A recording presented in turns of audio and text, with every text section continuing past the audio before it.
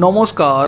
তাহলে কি তৃণমূল ধরিয়ে নিচ্ছে লোকসভা ভোটে যে বুথগুলিতে সাধারণ জনগণের ভোট তারা পেয়েছে ২৬-এর বিধানসভা ভোটে ফের সেই বুথগুলি থেকে সাধারণ জনগণের কাছ থেকে তারা ভোট পাবে?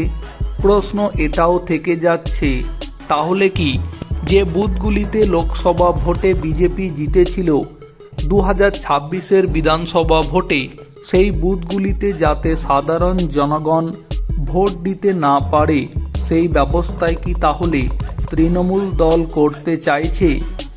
এবার হুগলি জেলাতে যে সমীকরণে এগুতে চাইছে তৃণমূল দল, হুগলি লোকসভা আসনে বিজেপির জয়ী প্রার্থী লকেট চট্টোপাধ্যায়কে ৮০,০০০ ভোটে হারিয়ে প্রথমবারের জন্য সাংসদ হয়েছেন অভিনেত্রী রচনা বন্দ্যোপাধ্যায়। কিন্তু বিধানসভা ধরে পর্যালোচনা করলে দেখা যায় তৃণমূল প্রার্থী রচনা বন্দ্যোপাধ্যায় পিছিয়ে ছিলেন চুঁচুড়া, বলাগড় এবং সপ্তগ্রাম বিধানসভা আসনে। কেবল চুঁচুড়া বিধানসভা এলাকাতেই বিজেপির কাছে প্রায় ৮,৫০০ ভোটে হেরেছে তৃণমূল। কিন্তু ভুল কোথায়?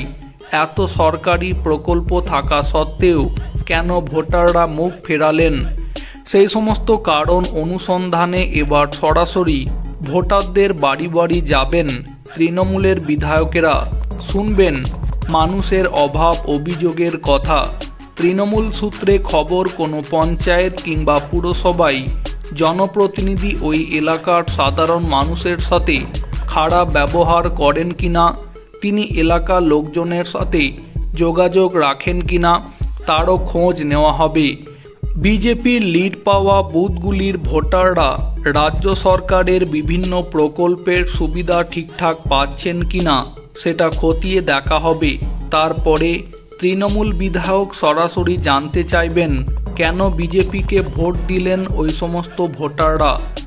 বলা হবে শাসক দলের তরফে কিছু ভুল যদি হয়ে থাকে সেগুলির সংশোধনও শীঘ্রই হবে।